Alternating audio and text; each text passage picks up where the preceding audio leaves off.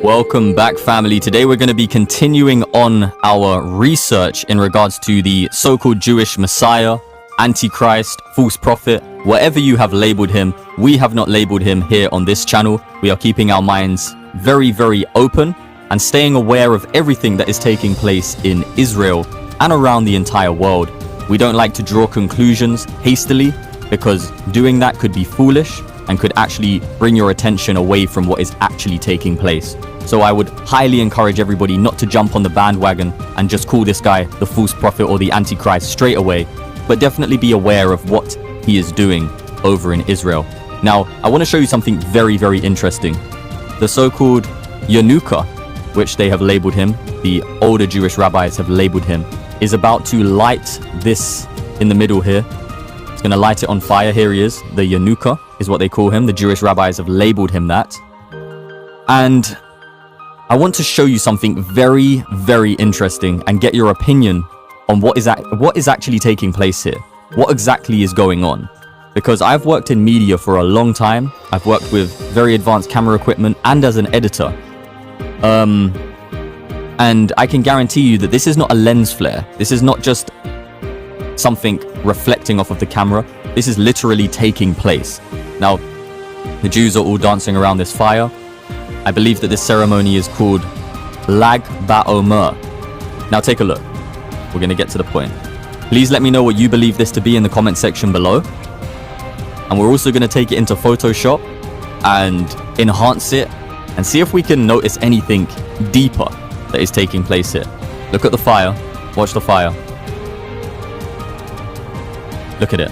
What is this? Do you see that? Do you see that, family? Look, it's flying up out of the fire. It looks like somebody with their hands up, to be honest. To be quite honest, it looks like somebody with their hands up. Very, very strange. I'll show you one more time.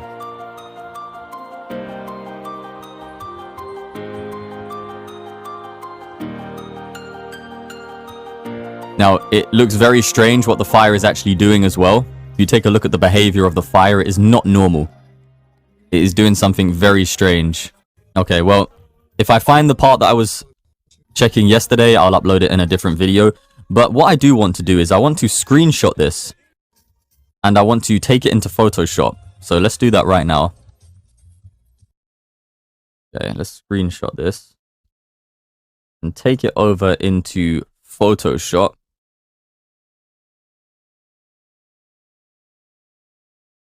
Okay. Now we're going to enhance this thing here. And we are going to check exactly what is going on here. Okay.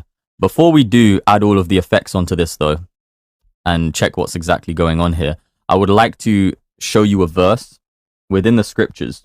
A few verses actually, because I don't want anybody to be deceived in these end times. A lot of people are just jumping on the bandwagon. We're going to go over a few scriptures very quickly, and then we'll head back into Photoshop and continue on with analyzing what exactly that was rising out of the fire. So Matthew 24:24. We've gone over this in the previous videos, but it's a very important verse. For false Christs and false prophets will rise and show great signs and wonders, to deceive, if possible, even the elect. See, I have told you beforehand. So Christ is letting us know, I'm telling you beforehand, this is going to happen. There's going to be false Christs. There's going to be false prophets. They will rise and show great signs and wonders to deceive. So their goal for doing the great signs and wonders is to deceive. And if possible, they will even try to deceive the very elect, but it won't take place. They will not deceive the elect. He says, if possible.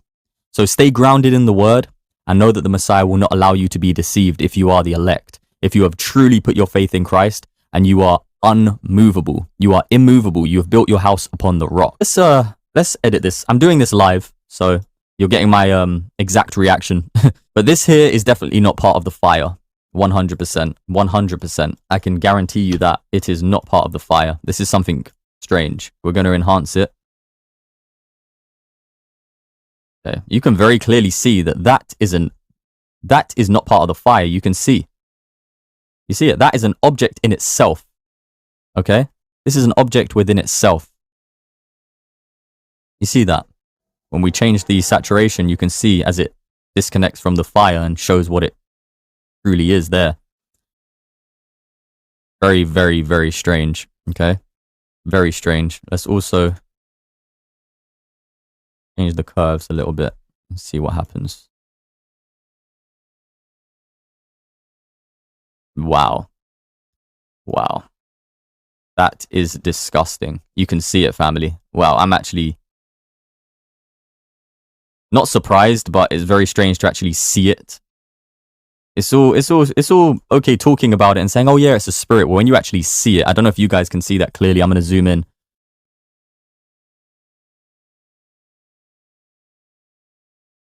Can you see it, family? Please tell me you can see that. Let me see if I can make it any clearer for you.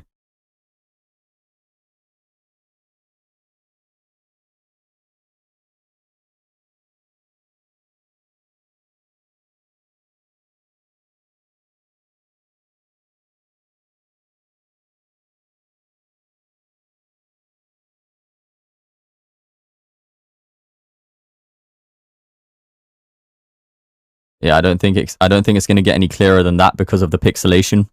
You know, they were probably filming in a decent quality because it was night. There's obviously going to be some pixels on the screen and a loss of resolution when you zoom in that far, but let's see what we can do.